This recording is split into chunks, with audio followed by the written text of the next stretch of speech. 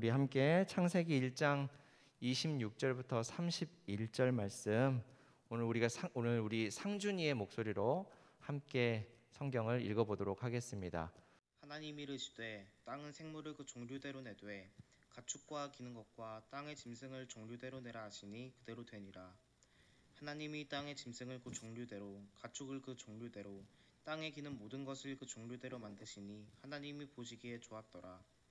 하나님이 이르시되 우리의 형상을 따라 우리의 모양대로 우리가 사람을 만들고 그들로 바다의 물고기와 하늘의 새와 가축과 온 땅과 땅에 기는 모든 것을 다스리게 하자 하시고 하나님이 자기 형상 곧 하나님의 형상대로 사람을 창조하시되 남자와 여자를 창조하시고 하나님이 그들에게 복을 주시며 하나님이 그들에게 이르시되 생육하고 번성하여 땅에 충만하라. 땅을 정복하라.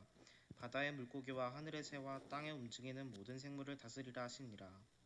하나님이 이르시되 내가 온 지면에 씨 맺는 모든 채소와 씨 가진 열매 맺는 모든 나무를 너희에게 주노니 너희의 먹을거리가 되리라. 또 땅의 모든 짐승과 하늘의 모든 새와 생명이 있어 땅에 기는 모든 것에게는 내가 모든 푸른 풀을 먹을거리로 주노라 하시니 그대로 되니라. 하나님이 지으신 그 모든 것을 보시니 보시기에 심히 좋았더라. 저녁이 되고 아침이 되니 이는 여섯째 날이니라. 아멘. 지금 창세기를 함께 살펴보고 있죠. 지난주에 살펴본 것처럼 창세기의 첫 장은 오늘까지가 이제 창세기 1장을 함께 배우는 시간인데 창세기의 첫 장은 하나님께서 온 세상을 창조하셨다라는 것을 알려주고 있죠. 첫째 날에는 하나님의 생명의 빛을 세상에 비추시고 둘째 날에 궁창과 하늘을 창조하시고 셋째 날에는 바다와 땅을 창조하시고 넷째 날에 해, 달, 별들과 식물들을 창조하시고 또 계절과 시간과 해를 구분하셨다라고 했어요. 다섯째 날에는 새와 동물들을 창조하셨고 그런데 이렇게 몇째 날 무엇을 창조하셨는지 또 하나하나 그 자세한 항목을 기억하는 것보다 더 중요한 것이 있다라고 했는데 그것이 무엇이었습니까? 바로 하나님께서 이 모든 만물을 창조하셨으니 하나님께서 주인이다라는 사실을 우리가 알아야 된다라고 지난 시간에 우리가 함께 배웠었죠. 우리가 성경의 창조 이야기를 읽으면서 마치 학교에서 하듯이 첫째 날에는 빛, 둘째 날에는 궁창이구나 라고 외우는 것보다 우리가 보고 있고 우리가 살고 있고 우리가 사용하고 있는 이 모든 것들을 하나님께서 창조하셨구나, 하나님께서 이 모든 것의 주인이시구나 라는 말씀의 의미를 생각하면서 하나님을 온 만물의 주인으로 인정하는 것이 중요하다고 했어요. 하나님께서 온 세상과 만물의 주인이시기 때문에 하나님께서 창조하신 자연, 이 피조 세계를 우리가 소중히 여기면서 그것들의 아름다움을 보고 하나님을 찬양하는 것은 하나님께서 무엇보다 이 온 세상을 창조하시고 우리를 그 창조하신 세상 가운데 두신 가장 큰 이유와 목적이라고 성경은 우리에게 얘기해 줍니다. 사실 우리 하나님께서 우리에게 주신 이 모든 피조 세계가 하나님의 아름다움을 나타내 보여주고 또 하나님께서 우리를 돌보신다고 하는, 공급하신다라고 하는 그런 하나님의 사랑의 증거인데 요즘 참 많이 그 하나님의 창조의 목적과 의도와는 좀 많이 달라진 모습들을 우리가 보게 돼요. 겨울은 사실 원래 추운 계절인데 몇 해 전에는 한겨울에 낮 기온이 영상 10도까지 올라가는 그런 일이 있었어요. 그리고 또 얼마 지나지 않아서 갑자기 영하 20 몇 도까지 막 내려가고 지금 이제 여름이 이제 막 시작됐는데 여름에는 저는 진짜 힘든 것 같아요. 땀이 많아가지고 이렇게 찬양을 하고 나서 이렇게 설교를 다시 하려고 그러면 땀이 샤워를 한 것 같은 그런 기분이에요. 여름도 우리나라가 그렇게 덥지 않았는데 몇 해 전부터 그런 말들 있었죠. 데프리카, 대구가 너무 더워서 아프리카처럼 40 몇 도 막 이렇게 올라간다고 해서 데프리카 막 이런 얘기를 했었죠. 우리나라도 마치 지금 우리 환경들이 너무 막 망가지다 보니까 꼭 동남아시아처럼 혹은 여름에는 아프리카처럼 막 그렇게 변해가는 것 같은 그런 느낌을 우리가 받을 때가 많이 있어요. 왜 이렇게 환경이 오락가락해지느냐? 무엇보다 우리 사람들의 욕심 때문인 것 같아요. 우리 욕심을 채우기 위해서 무분별하게 하나님의 피조 세계를 파괴하고 잘못 사용하고 했기 때문이죠. 쓰레기를 함부로 버리지 않고 되도록 일회용을 쓰지 않는 등의 이런 일상의 작은 실천부터 시작해서 하나님의 피조 세계를 잘 가꾸고 돌보아야 할 의무가 우리에게 있는데 그런 의무를 다 하지 않고 오히려 하나님께서 주신 이 피조 세계를 내 욕심을 위해서 내 욕망을 위해서 이루려고 하는 그런 생각들을 우리가 참 많이 하면서 지금껏 많이 파괴하면서 살았던 것 같아요. 우리의 무분별한 이런 환경 파괴 행위가 하나님을 피조 세계의 주인으로 인정하지 않고 하나님께서 우리에게 맡겨주신 하나님의 일을 하도록 맡겨주신 하나님의 그 뜻과 계획을 우리가 순종하지 않았다라고 하는 방증이라고 생각을 합니다. 자, 그럼 오늘 여섯째 날의 창조 이야기를 한번 우리가 살펴보겠습니다. 하나님께서는 여섯째 날에 하나님의 형상대로 하나님의 모양대로 사람을 창조하셨다라고 해요. 성경에서 말하는 하나님의 형상, 하나님의 모양은 얼굴 생김이나 또 몸을 말하는 게 아니에요. 우리가 엄마와 아빠를 닮은 것처럼 생김새를 닮았다라는 말이 절대 아니에요. 어떤 분들은 이 형상, 모양이라는 말을 그 문자 그대로 이해를 하다 보니 우리가 하나님의 실루엣을 닮았다, 뭐 이런 황당한 얘기를 하는 분들도 있더라고요.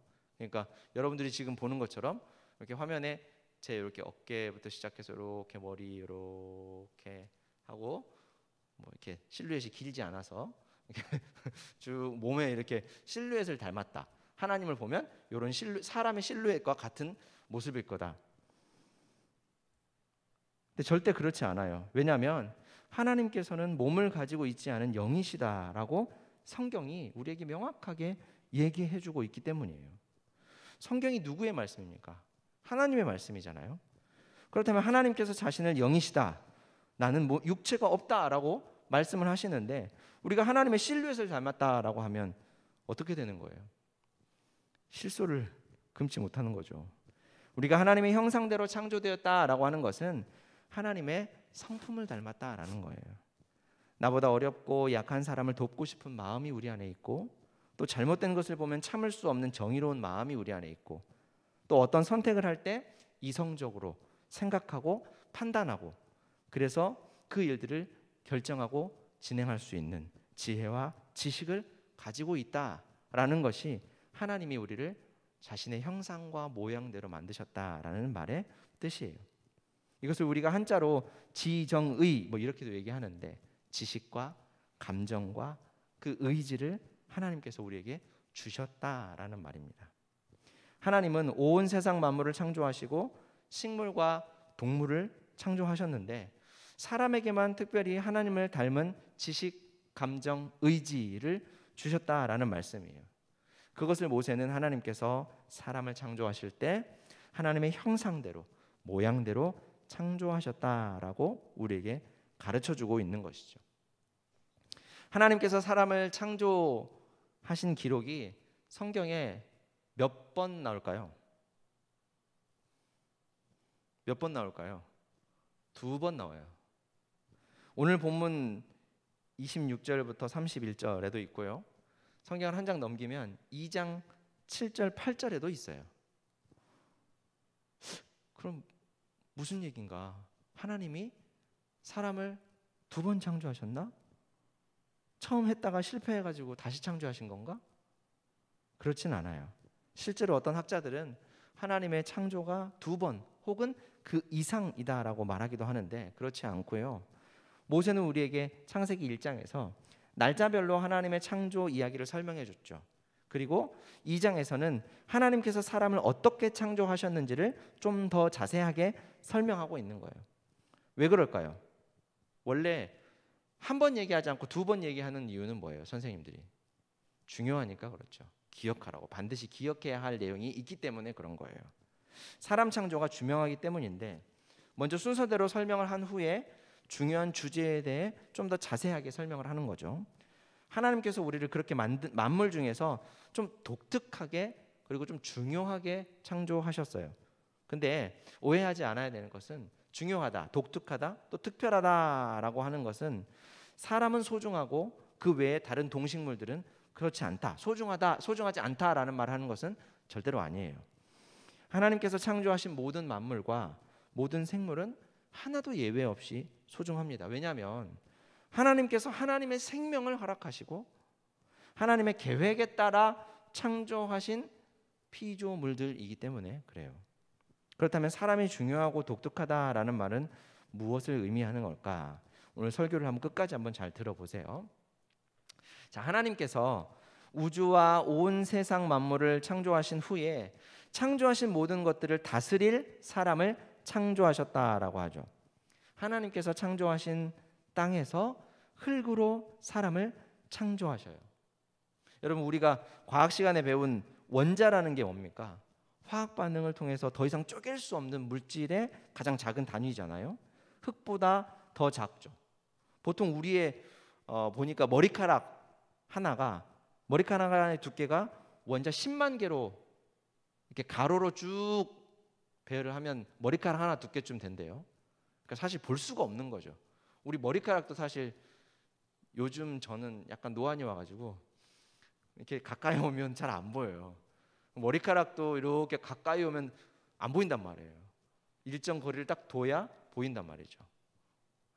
물론 뭐 여러분들은 아직 그런 지경에 이르지 않아서 잘 모르시겠지만 선생님들은 아마 하나씩 이해를 하실 거예요. 아직 우식 선생님 모르실 수도 있고, 상현 선생님은 아직 멀었고, 그죠? 네, 좋을 때예요, 그렇죠? 근데 머리카락도 사실 우리가 한 가닥 보는 게 그렇게 막 크게 보이거나 넓게 보이지 않잖아요. 근데 원자 10만 개를 가로로 쭉 세웠을 때 머리카락 두께라고 하니 그 원자를 우리가 볼 수가 없는 거죠. 근데 과학자들에 의하면 사람의 몸이 1조의 1조의 원자로 이루어졌대요. 그러니까 1양, 1억, 1조, 1경, 1해, 1시, 1양. 뭐 또 그 뒤도 계속 있는데 1양계 정도의 원자로 이루어졌다라고 계산을 한대요. 0이 28개예요. 0이 28개. 이것만 봐도 하나님께서 사람을 창조하실 때 도대체 얼마나 정밀하게, 얼마나 소중하게 하나님이 창조하셨는지를 우리가 미루 짐작해 볼 수 있는 대목이죠. 그리고 또 다른 동물이나 식물과는 다르게 생기를 불어넣어 주셨다라고 해요. 영혼이 있는 거죠. 그래서 사람은 몸이 죽으면 영혼이 먼저 하나님을 만나고 예수님께서 다시 오시는 날에 우리 몸도 살아나서 영혼과 만나 하나님의 나라를 살게 되는 거죠. 하나님께서는 약 1양계의 원자로 정밀하고 아주 소중하게 사람의 몸을 창조하시고 영혼도 창조하셨어요. 자, 그렇다면 하나님께서는 왜 사람을 이렇게 소중하게 창조하셨을까? 그 이유는 창세기 2장 8절 말씀을 보면 알 수 있는데, 2장 8절이요. 여호와 하나님이 동방의 에덴의 동산을 창설하시고 그 지으신 사람을 거기 두시니라.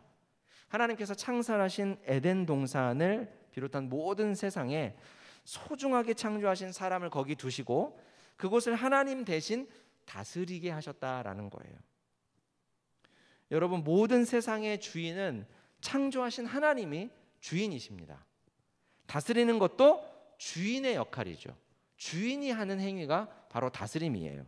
그런데 하나님께서 사람을 아주 정밀하게 창조하시고 하나님께서 창조하신 모든 세상을 하나님 대신 다스리도록 맡기셨다라는 거예요. 그래서 하나님께서는 그 사람에게 지정의도 허락하셨다라는 거죠.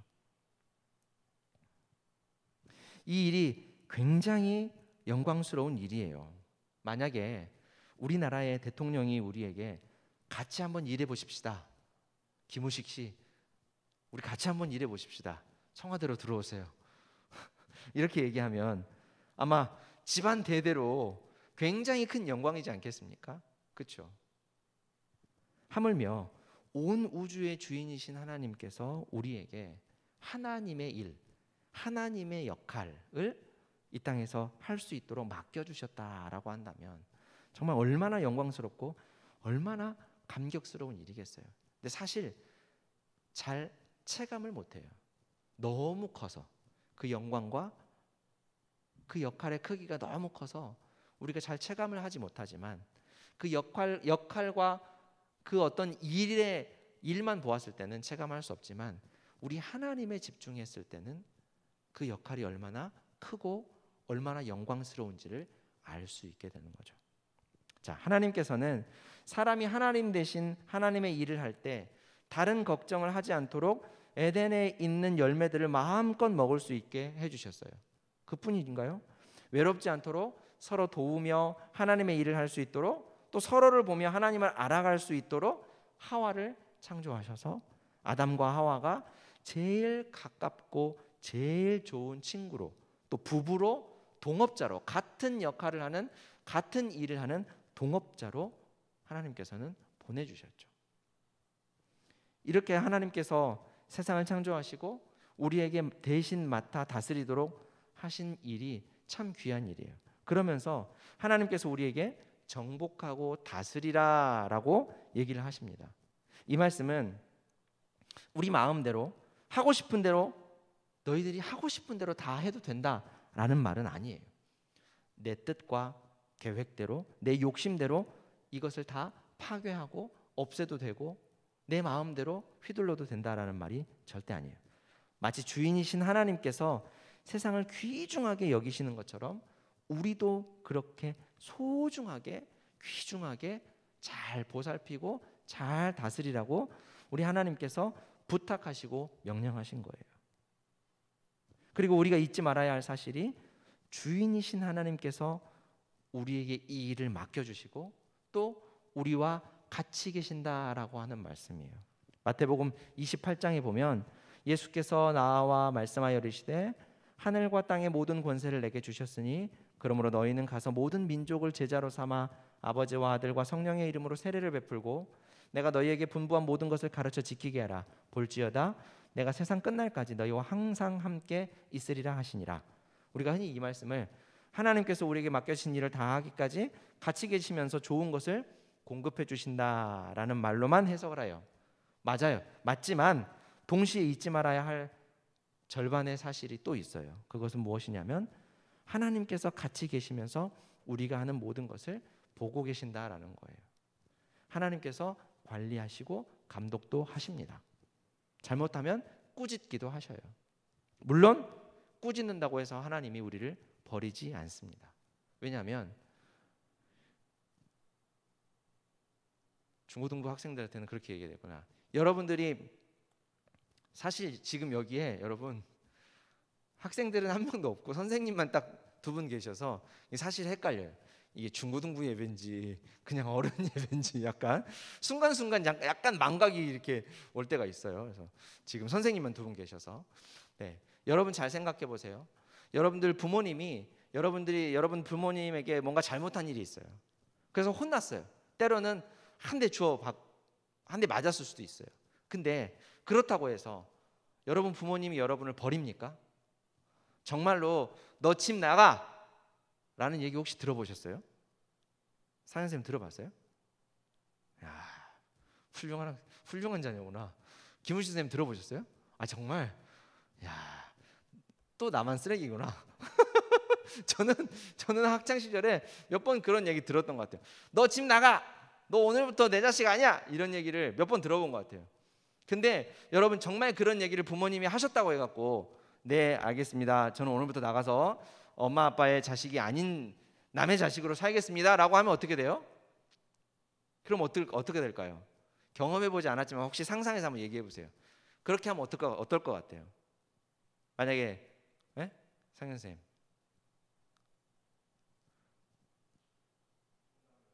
황당해가지고 한 대 더 주워받겠죠. 아마 더 때릴걸요? 더 혼낼걸요? 이게 진짜 제정신이야 뭐 이럴 거 아마요. 하나님도 마찬가지예요. 하나님도 우리를 때로 꾸짖으시고 때로 혼내시기도 하고 또 훈계하실 때도 있지만 하나님 절대 우리를 버리지 않습니다. 왜냐하면 하나님이 우리 아버지이기 때문에 그래요. 그걸 잊지 마세요. 하나님은 우리를 반드시 고쳐서 사용하기를 원하십니다. 그게 하나님의 선택이고 계획이에요. 세상에서는 그런다잖아요. 흔히 사람은 고쳐서 쓰는 거 아니라고 그렇다고 얘기하죠. 하지만 우리 하나님은 그렇지 않아요. 명심하십시오. 하나님은 한 번 선택하신 것을 절대로 바꾸지 않으시고 절대로 후회하는 법이 없어요. 하나님은 예상했던 것이 잘못됐다고 느끼실 수 없거든요. 하나님의 예상과 계획과 뜻이 잘못될 수 없기 때문에 절대 하나님은 그렇게 하지 않으셔요. 끝까지 처음 계획대로 밀고 나가서 이루고야 마시는 하나님이십니다. 자, 사랑하는 여러분, 하나님께서 우리를 창조하시고 맡겨주신 일을 반드시 기억합시다. 하나님께서 우리를 아주 소중하게 여기시고 하나님께서 우리를 창조하실 때 전능하신 하나님께서 심혈을 기울여서 창조하셨고 우리 하나님께서 어떻게 우리와 같은 사람을 일량계의 원자로 이렇게 쪼물딱쪼물딱 하면서 우리를 만드시고 자기 형상대로 지정의를 주시면서 우리를 만드셨을까? 그렇게 하나님을 닮은 우리에게 하나님의 피조 세계를 다스리게 돌보게 하시고 하나님의 선하심을 온 세상 가운데 나타내기를 원하셨기 때문이에요. 그래서 하나님은 우리를 하나님답게 하나님처럼 다스리도록 창조하시고 능력을 주셨다라는 겁니다. 우리를 이렇게 소중히 여기시고 창조하신 우리 하나님을 우리가 생각하면서 그 하나님을 더 사랑하기를 바라요. 그리고 하나님께서 맡겨주신 온 피조 세계를 소중하게 아껴주고 돌보아주면서 하나님의 사랑과 선하심을 온 세상에 보여줄 수 있는 우리 동산교회 중고등부 모두가 되기를 주님의 이름으로 축원합니다. 기도하겠습니다. 사랑과 은혜가 풍성하신 하나님 아버지, 오늘도 우리에게 주의 은혜 알게 하시니 참으로 감사합니다.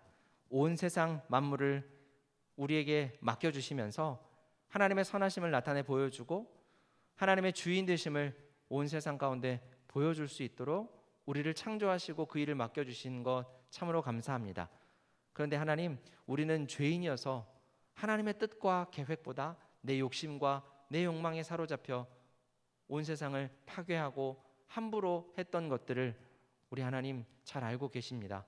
우리의 그런 연약함들을 용서하여 주시고 순간순간마다 하나님의 주인 되심을 기억하며 우리 삶 속에 우리 일상의 작은 순간순간들마다 하나님의 주인 되심을 인정하고 하나님의 말씀과 뜻에 순종하며 온 세상 가운데 하나님의 선하심을 나타내 보여주는 하나님의 대리자로 하나님의 청지기로 살아갈 수 있게 은혜를 베풀어 주옵소서.